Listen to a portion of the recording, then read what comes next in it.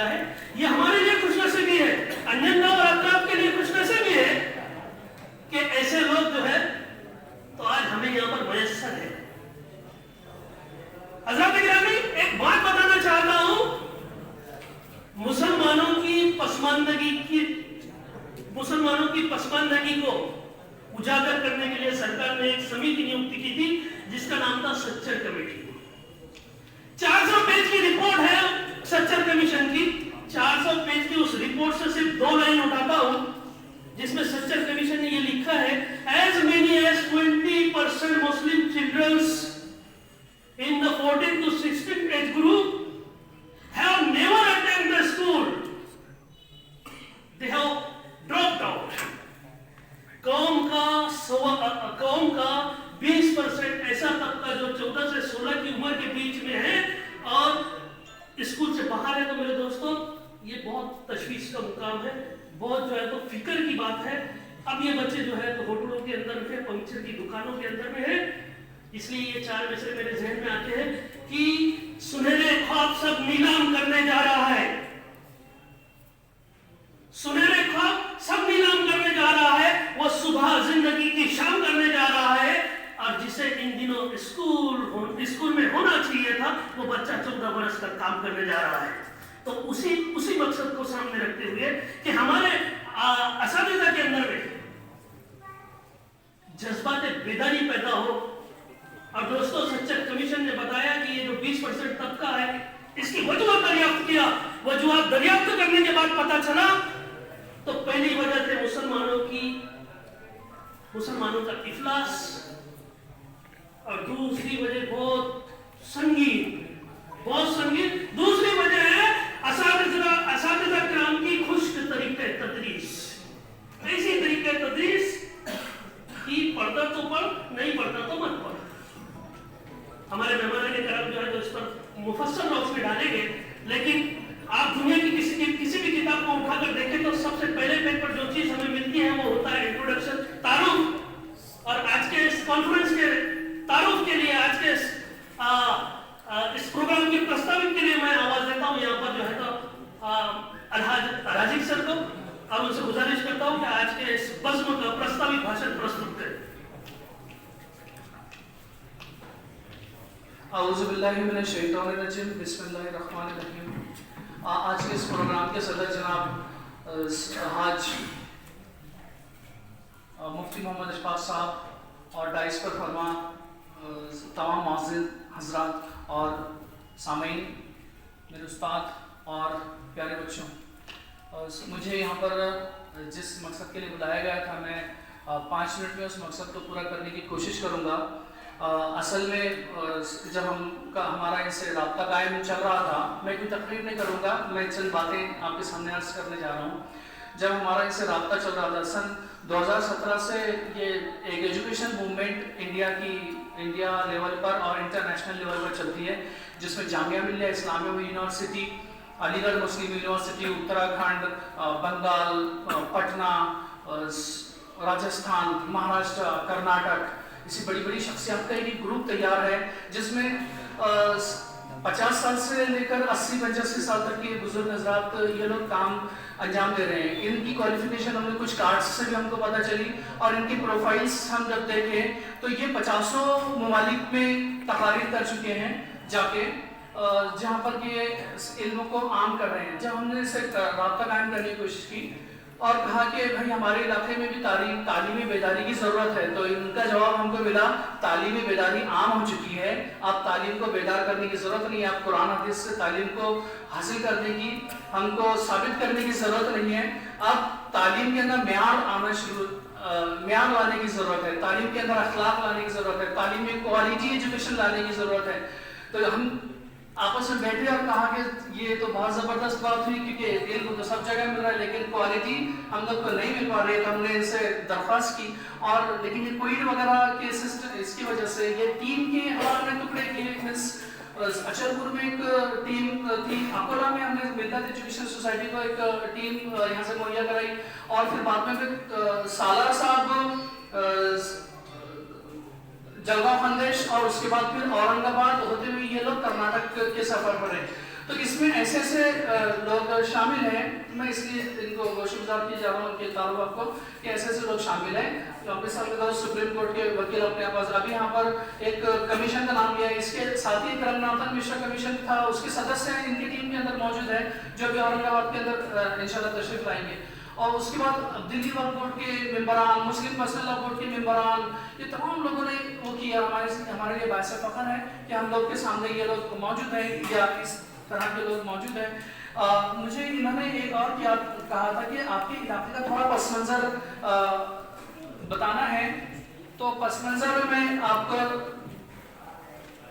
Engine گاؤں کی تاریخ کے متعلق, ہماری انجن گاؤں کی اور اطراف کی تاریخ, تہذیب, ثقافت, ہمارا سیاسی ماحول, ہمارا معاشی ماحول, یہ تمام چیزوں کے متعلق ایک پیج 1 منٹ میں ہو جائے گا کہ تاریخی شہر انجن گاؤں ستپورہ پہاڑی کے دامن میں, جو تاریخی شہر انجن گاؤں ستپورہ پہاڑی کے دامن میں آباد چکلدرا جھیرا گھاٹ سے بہتی ہوئی شانور ندی انجن گاؤں کو 2 حصوں میں تقسیم کرتی ہے.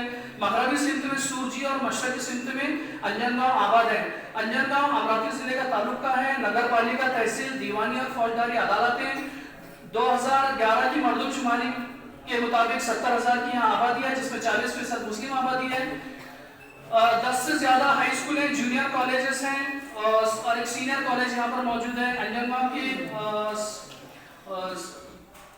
پان کی منڈی بہت زیادہ اپنے یہاں پر ایکسپورٹ ہوا کرتے ہیں. اپنے یہاں سے پان وہ بہت زیادہ مشہور ہے. 11ویں صدی میں باپو صاحب دیش پانڈے کو انجن گاؤں کی جاگیر ملی. 1632 میں سورجی میں ایک عالیشان دیوان خانہ بنوایا گیا جسے دیش پانڈے وڑا نام سے مشہور ہے.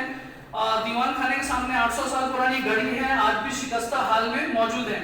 31 دسمبر 1803 میں انگریزوں اور مراٹھوں کا تہہ اس دیوان خانے میں ہوا. انگریزوں کی جانب سے سر ویلزلی اور مراٹھوں کی جانب سے وٹھل پنت موجود تھے. شہر میں جین مندر ہے. اس کے علاوہ پرانے منادر صدیوں پرانے ہیں. شہر میں جامع مسجد ہے, چاوڑی ہے, چاوڑی کے قریب قاضی پورہ, عیدگاہ, امام چوک پرانے زمانے کی یادیں ہیں. وہی شہر قاضی کا دیوان خانہ بھی یہاں پر موجود ہے. اس کے علاوہ یہ جو ہمارا علاقہ رہا, یہ علاقہ دلی کے سلاطین جو سلطان تھے وہ دلی کے سلاطین اور دکن کے جو نظام یا اس وقت کی حکومتیں ہوا کرتی تھی تو وہ بیچ میں یہ ہمارا شمال کا ہمارا جو سینٹر کا علاقہ تھا. جب یہ قافلے ان دونوں کو جوڑا کرتے تو ہمارے اچلپور اور ہمارے براک کے علاقے میں یہ لوگ رکا کرتے تھے. اور اس کے ساتھ ساتھ جب یہ رکتے تھے تو ساتھ ہی ساتھ اس قافلوں میں وہ علوم, فنون کے سب ادبی حضرات, شورا حضرات اور شورا حضرات, یہ تمام لوگ یہاں پر رکا کرتے تھے. اس کی وجہ سے آج بھی ہمارے یہاں کچھ اس کے نقوش پائے جاتے ہیں اور ادب کا گہوارہ کا علاقہ ہے. یہ ہزاروں سالوں سے, تقریباً 1200 سالوں سے ہمارے یہاں پر یہ چیز ہے. تو یہ کچھ چیزیں تھیں. پھر اس کے علاوہ ہمارے یہاں پر 2-3 چیزیں ہم نے سروے کیا. اس سروے کے اندر ہم نے پایا کہ ہمارا جو علاقہ ہے یہ بہت زیادہ کاروباری علاقہ ہے. یہاں پر سنترے کے باغات, فروٹ کے باغات, بنانا وغیرہ بہت زیادہ پایا جاتا ہے. کپاس کی یہاں سے انگریز لوگ کپاس لے آیا کرتے تھے. لکڑا یہاں سے پورے ہندوستان, پوری دنیا میں سب سے بہترین لکڑا جو ہمارے میل گھاٹ کا ہے, پوری دنیا میں سب سے بہترین شہر جو ہے ہمارے میل گھاٹ کے ایریا کا مانا جاتا ہے. اس کی وجہ سے شکنتلا ریل ہمارے یہاں سے جایا کرتی تھی. اس کے بعد یہاں کاریگری بہت زیادہ بہترین انجن گاؤں ہے. کنسٹرکشن میں انجن گاؤں جو نقوش پائے جاتے ہیں ابھی, چاہے وہ انگریزوں کے ہوں چاہے وہ مسلم کاریگری ہو.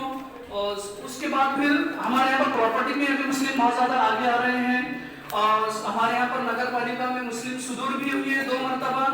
اور لیکن یہ تمام چیزیں ہم لوگ کو ہونے کے باوجود جو ایک افسوس والا سروے ہمارے سامنے ہے, وہ سروے یہ ہے کہ ہمارے پاس ٹوٹل پرائمری اسکول 19 ہے ہمارے علاقے میں, جس میں اور ہائی اسکول 7 ہے, جونیئر کالج 3 ہیں. انگلش میڈیم کی بہت زیادہ نان مسلموں کی اسکول چلتی ہیں. ہمارے پاس پرائمری اسکول میں 2450 اسٹوڈنٹ ہم دیکھتے ہیں جو مڈل میں آتے آتے 360 تک کے رہ جاتے ہیں, جس میں سے 10th اسٹینڈرڈ تک 450 اسٹوڈنٹ 10ویں میں بیٹھتے ہیں, جس میں سے 300 کے پاس 300 بچے تقریباً وہ 12ویں کلاس میں پہنچتے ہیں اور 12ویں کلاس میں سے 250 بچے پاس آؤٹ ہو کے جاتے ہیں, جس میں سے 150 بچے گریجویشن تک پہنچتے ہیں, 150 میں سے 100 بچے گریجویٹ ہوتے ہیں.